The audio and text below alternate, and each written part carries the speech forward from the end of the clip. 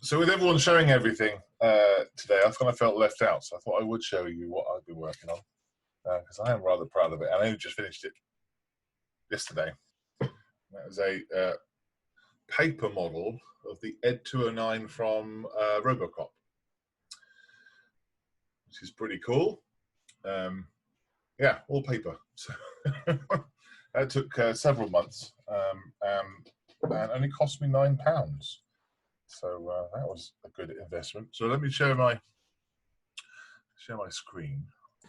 When Richard said he would like to invite me on to do a little chat about models for heroes, I thought, well, I can do the generic presentation that I've done many times before, or I could do something a bit different. And I thought it was quite important to do something a bit different, especially for the Salisbury Club, because they have supported Models for Heroes since 2017 in many different ways.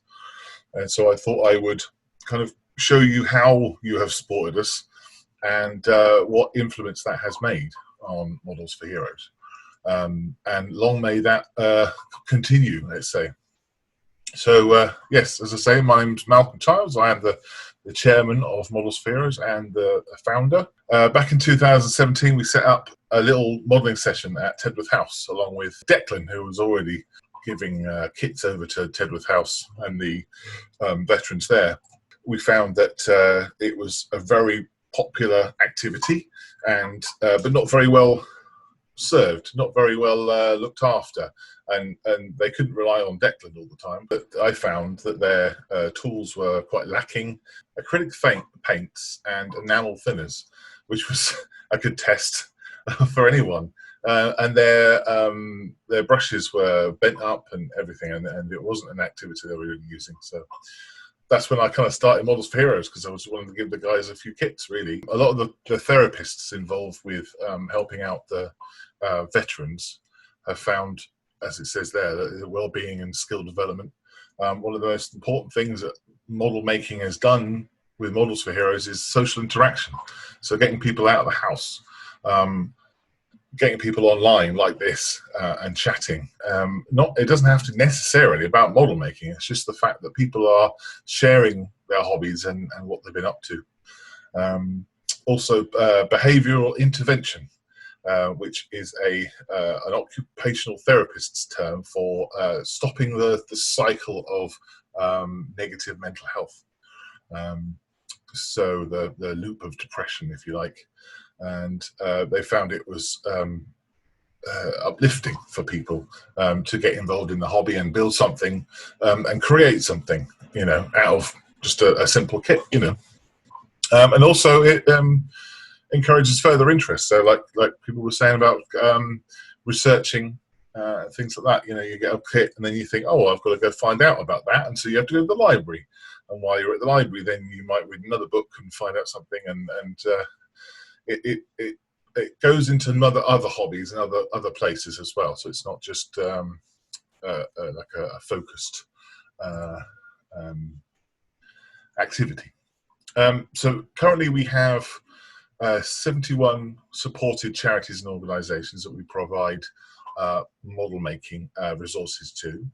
About half of that actually have volunteers running sessions. There are 134 volunteers signed up to Models for Heroes. We are members of the NCVO, which is the National Council for Voluntary Organisations, which means that we are governance of volunteers and how we look after them. We follow their regulations, so we make sure we do the best thing for them.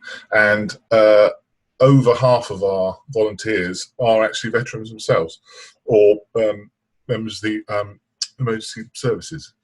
So we're quite proud of that.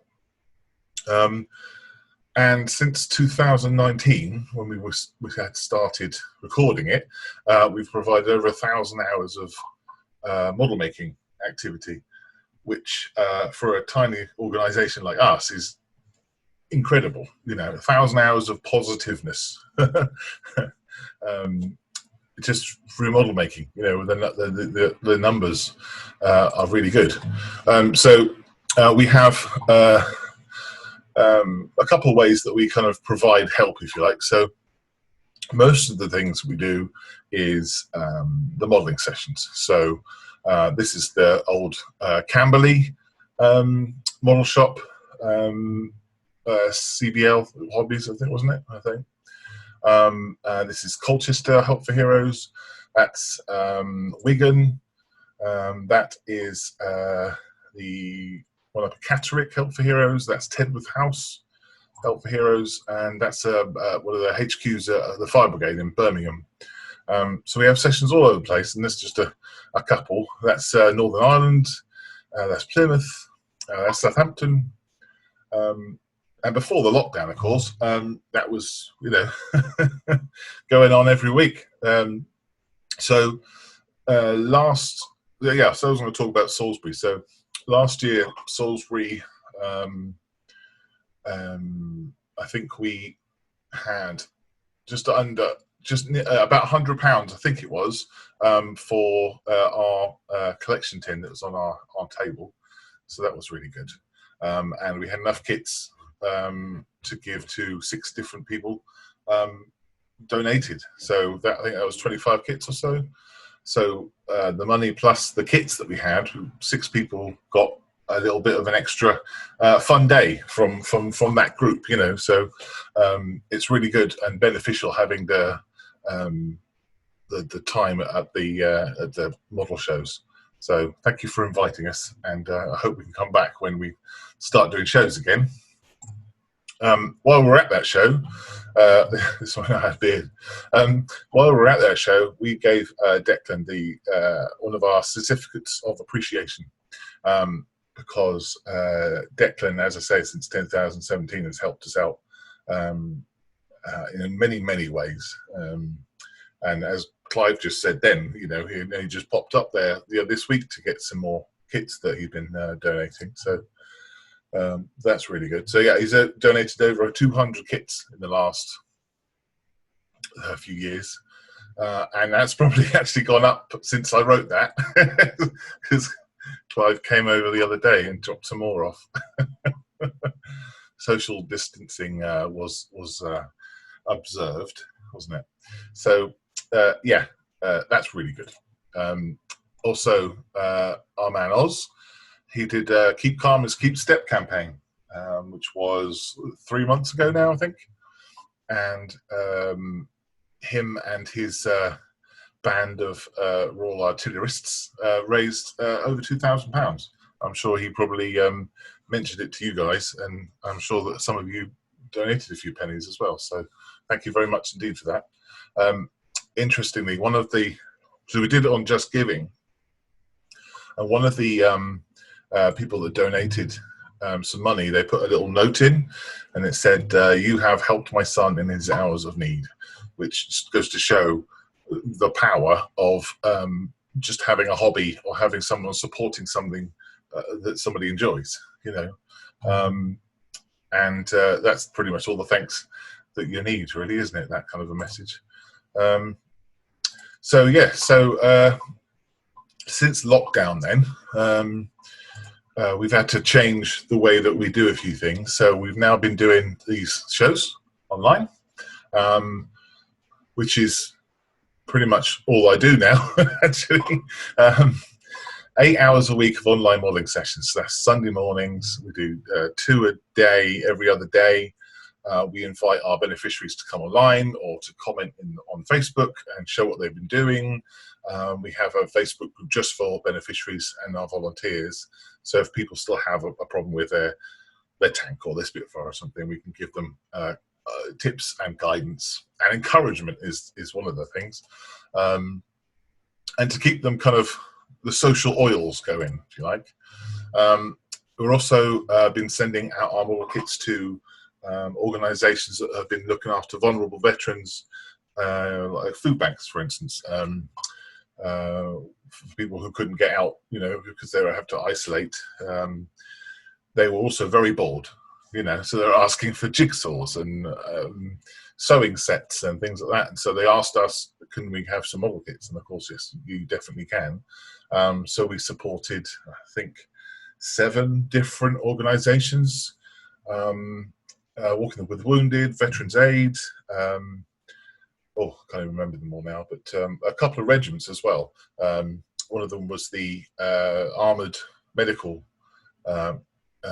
Regiment down in Tidworth, and they were supporting some.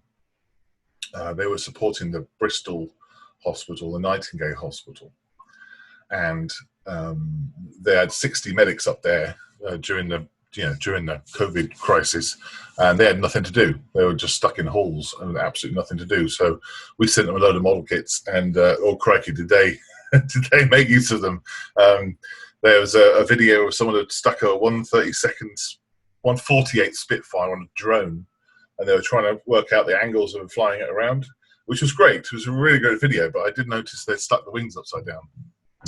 Didn't matter. They enjoyed themselves, and just for those few hours, I imagine they completely forgot about, the difficult day they'd had, or difficult month. Also, we've completed over 20 referrals in the last since March, and that is from therapists, from GPs, from support workers, key workers, professionals involved in somebody's well-being that would believe that model making would help them at home in terms of their recovery. And so we have a referral scheme. They fill out a form, we contact them, we find out what they're interested in, what genre, what scale, and particularly anything that they don't want to build, because the last thing we want to do, for instance, with PTSD is trigger anyone and send them something that they maybe perhaps is something to do with their trigger. So that's another thing that we have to make sure we be careful with. And also we don't supply many tools, so just the basics. So we find out what they have and how we can help them out. So a quick case study. We'll call it John, but this chap, he was, since in 2017, he started on the Help for Heroes recovery program, as he had a traumatic brain injury from falling off a helicopter while he was working. And he was injured, he couldn't work, he couldn't use his hands properly, he couldn't concentrate, and because of that, he ended up getting very low self-confidence, low self-esteem, and depression set in, and he started into that loop of depression. Didn't go out anymore, didn't see his friends, wasn't interested in anything at all. And so he went along to the Royal Recovery Program, which gives you lots of different activities. They let you stay at Tidworth House, and you can do all sorts of archery, snowboarding, all sorts of strange stuff. All fun things, to kind of get you interested in other things, and you also get to see a therapist and do yoga. But one of the things that we were doing at that time was model making, and he came and sat down next to me and started building this tank. Is it a Centurion? I don't know. I don't do tanks. He sat down. It was a Wednesday, and then he was there for a week. He'd been there a few days, and he sat down and he started putting this thing together. And I said, "Oh, how are you getting on?" And he started talking and saying, "Oh, this bit's tricky. This bit's tricky. I remember when I was young, I used to build tanks like this." And that just clicked in his head, and he was like, "Oh yeah, this was really fun. I really enjoyed it." And he started talking about the other kits he'd made and the things he had hanging from the ceiling. And all of a sudden, he forgot completely about his service and his predicament he was in, and he was back being a happy chap. And in the background, the occupational therapists were writing stuff down on their clipboard, because they said to me afterwards that he hadn't actually spoken since he'd been there. And it's the first time they actually heard him speak. He'd been there 3 days. And me being me, I was just talking to him about anything, so I wasn't aware of that. So it probably helped him kind of stabilize a bit. But so from there,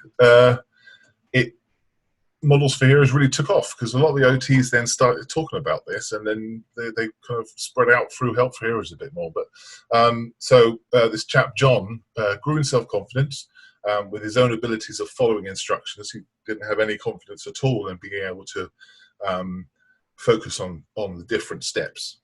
And the thing about model making is you have one step, and once you've done step one, then you've done that, and then you can move on to step another thing. If you've got a jigsaw with 200 pieces in front of you, if your mind isn't quite right, you're not going to be able to have the confidence to decide where to start. So that's the really good thing about model making, is it's compartmentalized and stages, if you like, which is really good for positive mental health. He found enjoyment from creating and replicating the vehicles again, an interest he had from his past, and he now has a job as a vehicle restoration technician, fixing old tanks and things like that. So that's really good. And he says that therapy, his model making was the best therapy he received, which is awesome. We provide the NHS Veterans Mental Health services. We started recently at the Tilehurst Group. You can see on the advert there, it says Big White Wall, Age UK, Help for Heroes, Models for Heroes, all call signs, CEP and RBL. And in all those great big charities, there's Models for Heroes in the middle.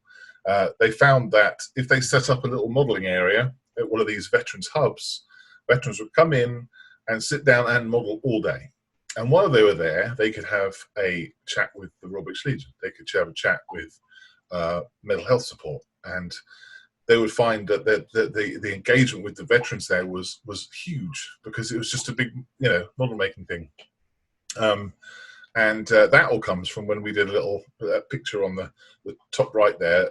We did a little session at Berkshire Library with the OTs, and we got them all to build models, and they absolutely loved it. And they said, "Oh, I can see how this is going to help now." And of course, just telling someone, you can't understand it, but unless you actually get someone building something, they don't get it. But no, that's one of the unwritten rules actually of modeling sessions, is that if you're a staff member, you have to build a model. You can't just sit there and work on a laptop. You have to be doing it. We also, the Ministry of Defence provide their healthcare to Armed Forces personnel through 8 NHS trusts. Excuse me, 4 of those have Models for Heroes modelling sessions as part of their activity programme. That started up in Basingstoke, in the Southern Health one. And they found that the activity was engaging for the chaps, and it was again, it brought people back to when they were younger and remembered how they had airplanes on their ceiling and things. And honestly, the hobby hasn't changed that much since then. You've still got a kit; it still doesn't go together. You've still got to use glue. So it's kind of a camaraderie of everyone kind of struggling with this weird hobby that we have. But that's really successful, and we're hoping to open up to more NHS trusts as time goes on. But we're very proud to be able to serve the NHS in that way. The DMRC, which is the old Headley Court. I don't know if anyone will remember what the Headley Court was, but it's now Stanford Hall. It's near Leicester.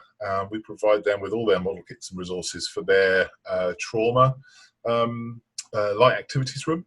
The guy who made the white aircraft, the Iberia commercial liner, only has one hand. He lost his arm, I believe, an IED, has one hand, and he was there at the rehabilitation centre to work out how to use his hand. He could pour a kettle and get sugar and things to make a tea, but he couldn't do anything intricate. So they gave him a model kit. And the first day was they just laughed. How the hell am I going to do that? And somehow he managed to decal it as well. And it's got a huge decal right across the back. And I don't think I can do that with 2 hands. So it's amazing, really, what he was able to do with just the one hand. And he would have left there with much more confidence than he had before, which is great. The Harrier on the other side, that is the quick build, I think, Airfix one, the kind of Lego thing that they have. We provide them with all of the whole range, because they're able to build them, take them apart, put them in a bag, keep the instructions, and the next person can come in and build them. So you don't kind of go through a whole kit. They like to use those because it gets to use your hands and that kind of thing. They kind of use those to evaluate them at the start as well, about how they can manipulate their fingers. So quick thing about us. So in 2018, we signed the Armed Forces Covenant. We got the Bronze Award for employer recognition because of the amount of veterans that were in our volunteer group, and we've been invited to apply for the Silver Award for this year. So we are fingers crossed for that. So let's go through quickly how you can help beyond what you already do. So we already take unstarted plastic kits. We have to be kits that don't have paint on them already or don't have glue on them. They can be opened. You could have smelt the plastic and fiddled with them like you do, but we do ask that they aren't started, because trying to give someone who's coming into the hobby perhaps a kit that you couldn't particularly finish, we can't expect them to be able to carry on. So we'd like to have unstarted if possible. We do fundraising events like Clive's one. And also we're part of eBay for charity now too. So if you're selling anything on eBay, you can put down us as like 5% to go to Models for Heroes. And that'll cost you nothing, obviously just 5% of your profit, but that comes automatically through us through PayPal. So literally you just have to type the number in, which is good. How else? Oh yeah, just talk about us. Share our stuff on Facebook, on Twitter and Instagram. Just talk about how model making can help people. If you know someone particularly, maybe they are bored or they are stuck or they're starting to get depressed or something, maybe promote the idea of model making with them and talk about Models for Heroes and how we can help. We have a shop that sells merch, badges, stickers, mugs, and you can volunteer as well, like this young man. This was at the Tank Museum last year. I think we did a donate and create where we get people to build the little kits, and their kit families come along. But it's great fun, and you get to build kits and talk to people, which is great. So yeah, consider signing up as a volunteer. And also, so flying hours as well. So Airfix have now said that we can collect our own flying hours. So if you have any flying hours, this is this week's amount that we had, we can put them into a passport and send them off, and then Airfix will then send us back the equivalent of we can't really ask for what per kits, but they will just send us what they can. Which is a really nice way of us benefiting, and Airfix, kind of showing that they're doing their bit, let's say. So that's really great. Yeah, so that's pretty much it. That's the website. Got a brand new website. We've got that's my email address. We're on Twitter and Instagram and everything else. So yeah, thank you very much for listening. Right, Malcolm, thanks, that's great. One of the questions I was going to ask, is it only mental disorder that you deal with, or is it a mixture? So our remit is anyone who is a veteran, regardless of conflict, injury, mental health, anything. It's anyone who had served their country, we will help you. You don't have to have been injured. Everyone's on a scale of injury and mental health and things, I think, and so it's really hard to quantify it, but no, we don't have a recommendation for the injury and things like that. Well, other places do, but no, we're all veterans, all emergency services. Does anyone else have a question? Malcolm? Yes, Tony. I've known you for a few years now. Listening to what you just said there, it's struck me is that, how do you feel about this? Because when you started this, there was a lot of scepticism about what you was going to do. And listening to the couple of little stories that you told there, I think the difference you've made to certain people's lives is fantastic.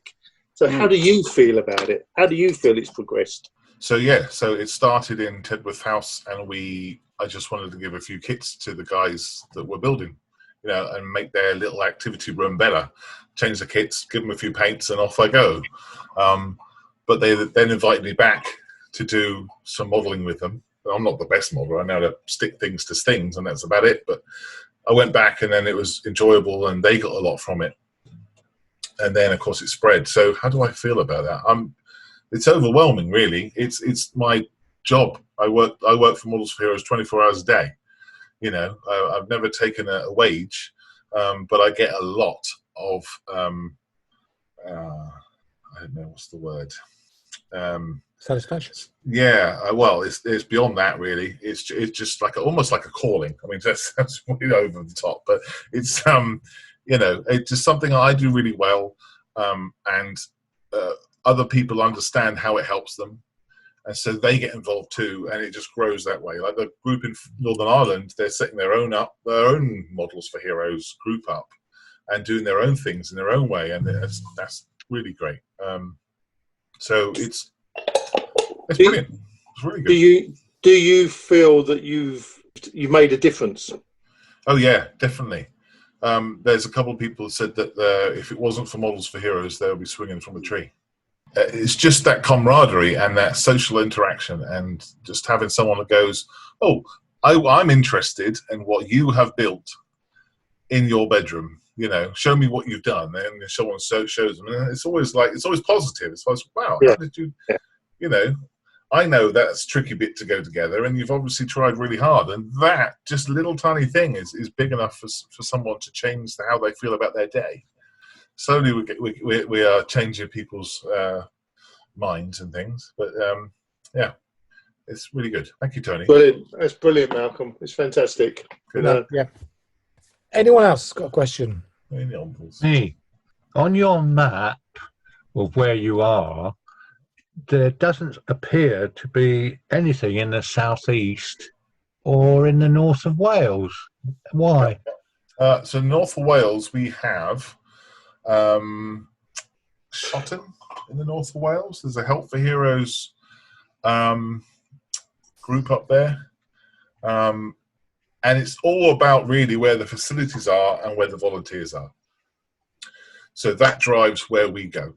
We don't set up somewhere and then say, right, you lot have to come here. We go where the need is.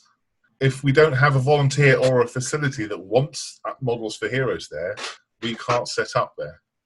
So the nearest we have in the east will be either Aylesbury or Aylesbury, or then there's going to be a new one in Hastings, and that's it. I mean, the Royal British Legion, for instance, know about us and know what we do, but it all comes down to that facility to want to set up. My second question is: do you help ladies as well as men? Yes, definitely. It's all veterans. So if you are a female or a male, if you're able to put plastic together, then you are most welcome. It just so happens that there aren't many females that want to do that, and it is a male-centric hobby. But no, we do have females that are beneficiaries, and they enjoy themselves as much as anyone else. Excellent, well done. To be fair, Mike, on the RRP sessions, the women tend to be a bit more dubious if they've never done it before, but they end up finishing the kit and, you know, probably making a better job than most of the blokes that turn up. Yeah, well, that's true. Other questions? Anyone else? Malcolm, are you fussy at all about the kits that you receive? I'm just thinking about, for example, there's one or two kits, I'm sure, in my stash that would test the mental health of the sanest of people. You know, I've got a classic Airframes Supermarine Walrus that you know would require a master modeler to build. Is that of any interest to Models for Heroes, or do you want stuff that can be built relatively easily, that's achievable within a reasonably short space of time? In general, we go through the easier kits quicker. Because those are great for sessions. You can probably build a Spitfire in 2 hours, you know, and get it painted just about 1/72 one. But yes, certainly for our referrals, if somebody has a particular interest in a particular vehicle, if we have a kit of that, no matter how difficult it is, to get that engagement from someone to say, look, I've got that Lancaster that you wanted, and here it is. There's a box of other models as well, but do the Lancaster last, build your skill up, watch some YouTube videos, join your local model club, and you will get that thing built over time. Yeah. So, yes, there are no kits that we wouldn't accept in terms of a genre or vehicle or something. If it's a vacuum form kit, maybe not. We'll take it, but or maybe something with lots and lots of resin in, maybe might be but yeah, no, there's no restriction on difficulty of the kit. I mean, it's funny. A lot of beneficiaries when they start said, "Give me the hardest kit you got, or the biggest one," and you just have to say, "No, you can't," because if you've never done the hobby before, you're not going to enjoy it. You need something small. Yes. And they go, "Oh, right, I made a few mistakes. Next time I'll do this, and the next time I'll do that," and then you build up to your wars. You talked about collecting models and so forth. What about supplies? Paints, that sort of stuff. So on our website, there's lots and lots of details about kits and things like that. If you click on donate kits, but in terms of the paints and things, it's a hard one because personally I don't use enamels, so I don't ever teach people to use them. But obviously there are people who use enamels, so.